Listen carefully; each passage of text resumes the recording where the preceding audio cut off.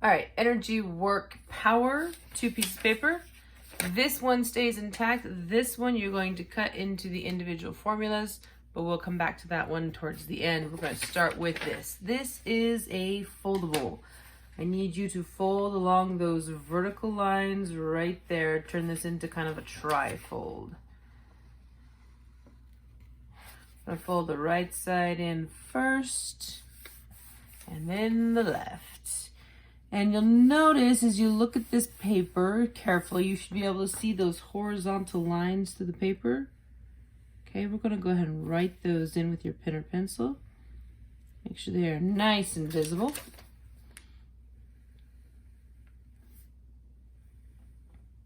All right, starting with our foldable in this position.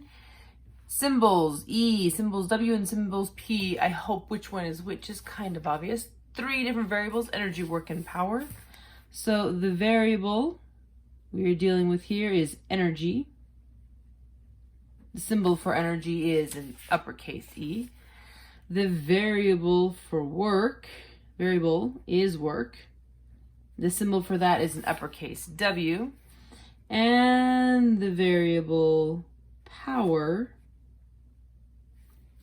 uppercase P. Now, this idea of energy, work, and power, these are the physics terms.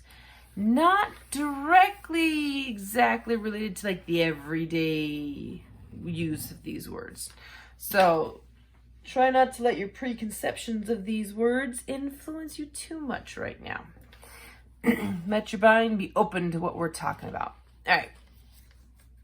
Looking at units of measure. So opening up this, we're going to talk about the units of measure for each one of these variables. So for energy, the units of measure is joules. Joules. Joules is the last name of James Prescott Joule, who was a physicist, famous for his study of heat and how it's related to mechanical work, thus energy, work, heat. We name the unit of measure after him. All right, this is pronounced just as if we're talking like jewelry, jewels, okay? Units of measure for work are also joules. So that gives you kind of an idea, indication of how closely related these two concepts are. All right. Is an uppercase J. Okay. But my units of measure for power are not the same. Units of measure for power are watts. Okay. Which is a W. Sometimes I see it uppercase, sometimes I see it lowercase. I prefer to draw it lowercase because we have the uppercase W for work. So work is a variable. Watts is a unit of measure. Be sure to keep those W's separate from each other. Watts is the last name of another famous scientist, specifically, well, more of an inventor, but also a scientist. He invented a type of steam engine, so he has a lot to do with energy and power as well. Thus, we give the units of measure after his name. All right, on to the inside here. Energy. Let's define, let's clarify. What is energy? Well, energy is stored work. Energy can cause forces, and energy can do work. So there's this close relationship between energy and work. Specifically, energy is the ability to do work. So if energy is the ability to do work, what's work? Work. Now, this is not talking like a job. This is work as in the physics perspective. The strict definition is work is a force that is applied through a distance. So we have our formula here. Work equals force times distance. We have to have force applied, a distance covered for there to be work. Okay? Now, forces can be applied in all sorts of different directions. Only the force that is in the direction of the motion is actually doing work. So if I'm pushing down on something and it's not going anywhere, I'm not doing any work. Only if I'm pushing it to the side and it's actually moving forward to the side, is that force actually doing work. But only the portion of the force that's moving the direction you're moving, moving the direction of motion. If force is applied at an angle, some of it is wasted. That force is wasted, is not actually doing any work. The object must move to do work. If it's not moving, no work is being done. Interesting little thought, falling objects. Okay, it's moving. The weight of the object is the force that's doing the work. Remember, weight is a force. And the force applied, the weight is what's being applied, moving the object the direction of the downward gravity fall. All right, so work equals force times distance. What does that tell us? Well, the more force that's applied, the more work is being done. If I increase the force, then I will increase the work. If I increase the distance, more distance, that also will increase the work. So these are direct relationships between work and force and between distance and work. All right, moving on to power. Power is about how fast the work is done. The faster, the more power, or you can say the more powerful. All right, if you do more work in the same amount of time, that's also more powerful. More power being used. Okay? The classic formula for power is work divided by time. So as work increases, power increases. As time decreases, power increases. Less time means you're doing it faster. Faster means more power. If I'm doing more work in the same amount of time, that's also more power. Okay, quick note here on units.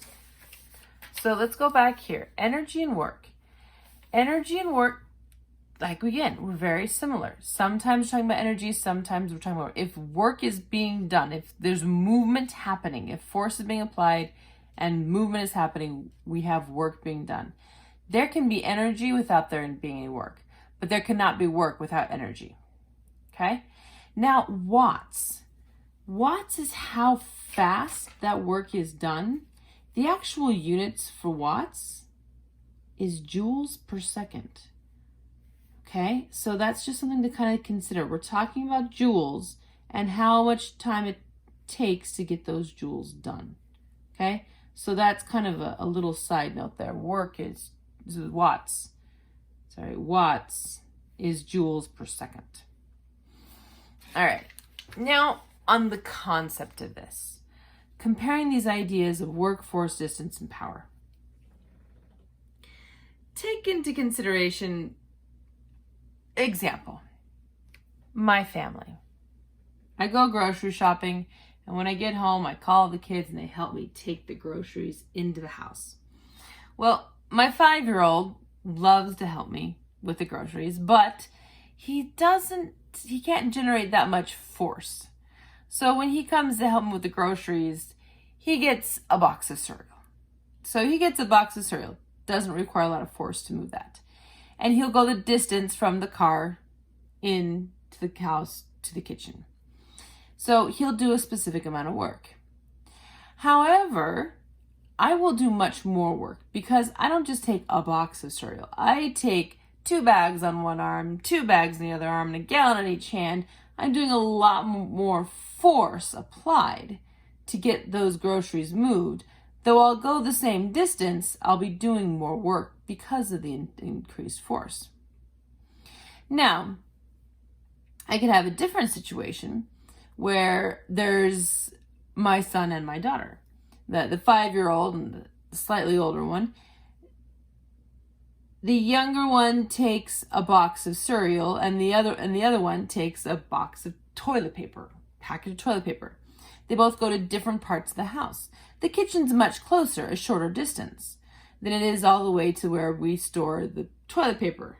So my daughter, who takes the toilet paper, even though the force is the same, goes a much further distance, so she's doing more work.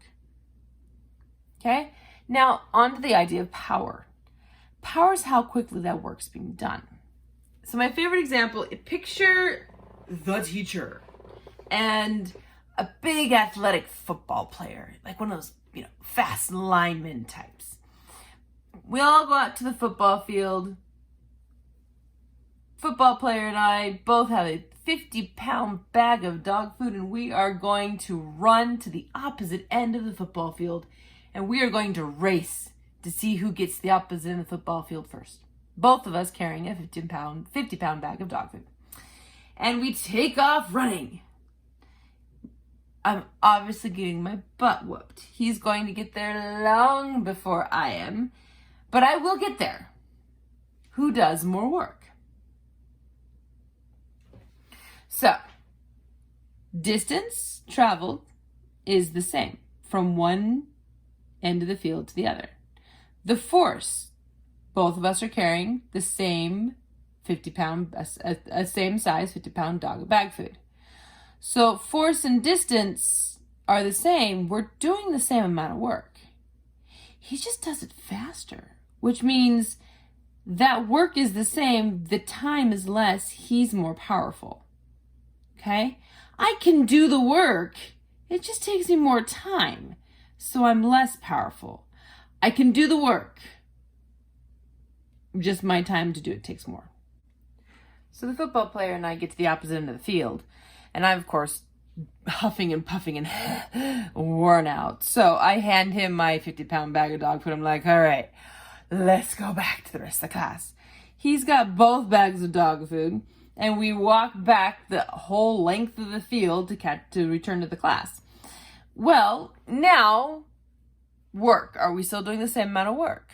Well, he's now carrying both bags of dog food. Even though we're walking the same distance, he's doing a lot more force, so he's doing more work. We do the same amount of time. We walk together that distance from one end of the football field to the other. We walk it together, so we take the same amount of time. But because the work is more, because the force was more, he is still more powerful than I am. All right. So that's your introduction to energy, work, and power. I'm going to take that. We are going to glue that in on the left side of the page. And then we're going to start talking about formulas. This is mostly math. All right. Once you have the basic concepts down about energy and work and power and how they're related to each other, and understanding that work only happens when something is moving and force is being applied, then it's all about math. All right. First formula we're going to look at is this one. Work is force times distance, your classic formula. Go ahead and glue that in on the right.